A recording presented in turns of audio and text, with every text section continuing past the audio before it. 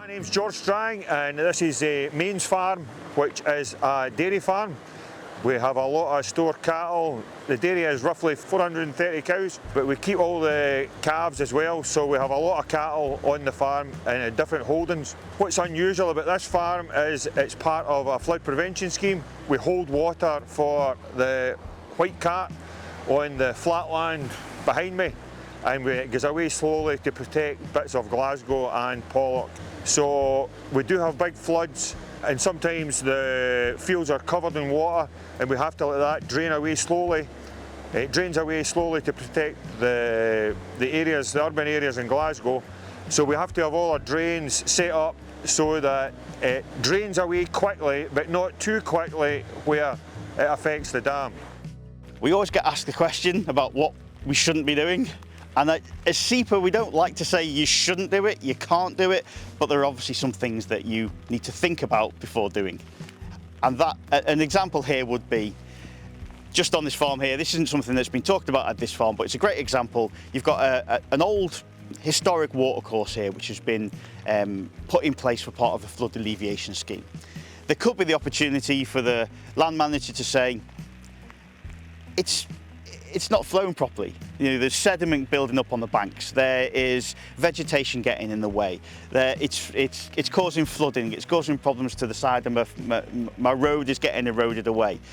On a large-scale watercourse like this, we don't want people going in with a machine and just removing sediment and removing accumulations of grass and vegetation from the sides of the bank. We want them to think about that activity. Is it appropriate for what you're doing? Is it going to be the right solution for that particular option, for that particular location? So it's not a case of don't, it's a case of think about things before you're doing it. And that thinking involves talking to Farming and Water Scotland, speaking to your local consultant, consulting with SEPA at the same time as well. The rules are in place to protect the environment, but they're also there to protect your business. So those two things work hand in hand. Other things you shouldn't be doing is operating at times of year where it's going to cause problems to things like fish spawning. So it'd be a good idea to speak to your local fisheries trust because they'll have information on that. And other things you don't want to be doing is removing watercourses. We do see some examples where that burn just isn't in the right place, so we want to put it in a different direction. We want to culvert it, or we want to take it a straight line, or whatever it may be. All those kind of things, they could be the right solution for that site, but large-scale activities like that will definitely require some kind of conversation with SEPA before you go ahead and do it. Just an example of the kind of things that conversations do come up when we're speaking to land managers and farmers when it comes to what works could be done in a watercourse. Not saying that this is planned for here, but it's just one of those examples which we're going to talk about today, just so you can get an understanding of the kind of thoughts and procedures you need to go through and consider before you do any work when it comes to river engineering. So behind us here, we've got what is basically an engineered river. Originally it was quite meandering, but in the 70s it was straightened as part of a flood alleviation scheme. But over time, the river has started to renaturalise, re-meander, starts to get those wiggles in the watercourse, which is what environmentally we want to see. But sometimes it can be seen as causing a bit of a problem when it comes to flooding, blocking field drains, and it also has the perception of if you've got sediment in the burn, your area is going to flood more often. It's not necessarily going to be the case. So what sometimes can be requested is the area there which has been built up, it's got sediment on it, it's now got vegetation growing on it. There is occasions where we may be approached by land managers to remove that banked area so that the water level in the watercourse goes down and gives the perception of it going to be good for flooding, and it's going to reduce the impact of flooding. You'd have to put in a lot of justification to do such an activity, because it's unlikely to have a sustainable positive impact on flooding in this area. But what we would do, we'd encourage you to think about what else can be done in this area. The area to the left of the left-hand side bank here, the watercourse is starting to push across a little bit and start to cause a little bit of erosion, which is getting close to an important farm access track. Obviously, farm access tracks need to be protected. It's essential for these two things to be protected for the long-term benefit of the farm, but we don't want to be seeing large-scale engineering activities happening on this side of the watercourse. We would encourage things like green bank engineering, potentially use willow to firm up that bank, even using logs as almost like barricades next to the watercourse to prevent that erosion coming through. What we have seen in the past, which is very rare to happen now, is just stone being deposited on the banks of watercourses just to protect the bank from erosion. Those kind of things aren't really suitable. It's a short-term fix and can have long-term problems. So just from this small section of 100 metres of watercourse, there's lots of things to consider when it comes to flooding mitigation, sediment management, and things like bank protection as well. It's quite an interesting location here on the farm. There's a few things happening which are worth bringing up as potential things to discuss and have a look at on your own farm. On the left hand side of me, we've got a recently cultivated field which is obviously getting impacted today by the volume of water that's coming over the field, through the tram lines and coming down towards me here.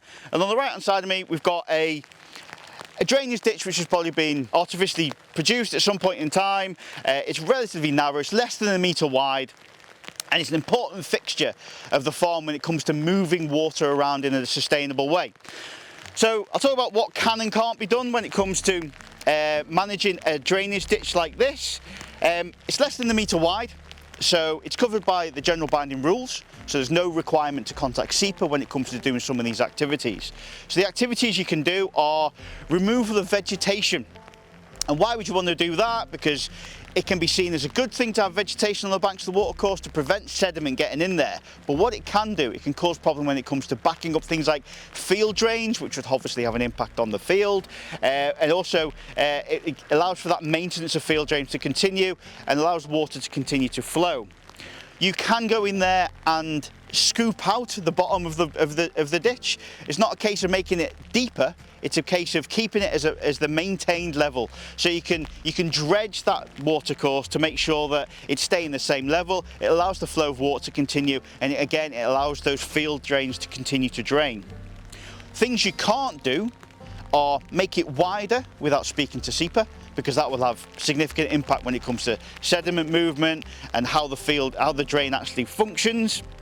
Other things you shouldn't really be doing as well is culverting it, because often the solution to quite a lot of the times is if you hide it, the problem goes away. Unfortunately, when you hide things when it comes to water, the problem gets worse more times out of not. On the left of me, we've got a field which on Thursday, when we came here a few days ago to have a look at the situation and look at the site, this was bone dry. You wouldn't believe that in just a few days the situation can change to be like this. Lots of sediment has come flowing down the field through the tram lines and deposited itself here. This sediment is loss of resource. This is soil. This is not sediment, this is what your plants are growing in.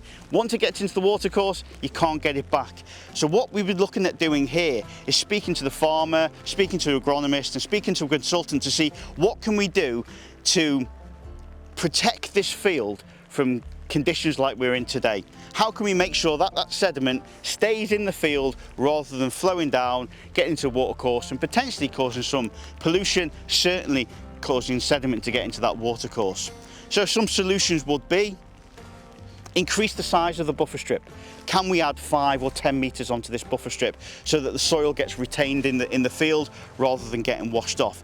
Is there anything we can do when it comes to interventions in the field? Can we put in areas to prevent water coming down the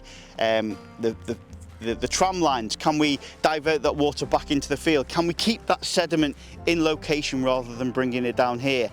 Anything that can be done to improve this quite substantial stretch of land is going to benefit the farm. There's something needs to be done here, and like I said, it's the conversation you can have with the consultant and with the farmer just to see what's right. Again, good for the business, good for the environment, and that's the kind of thing we're looking at.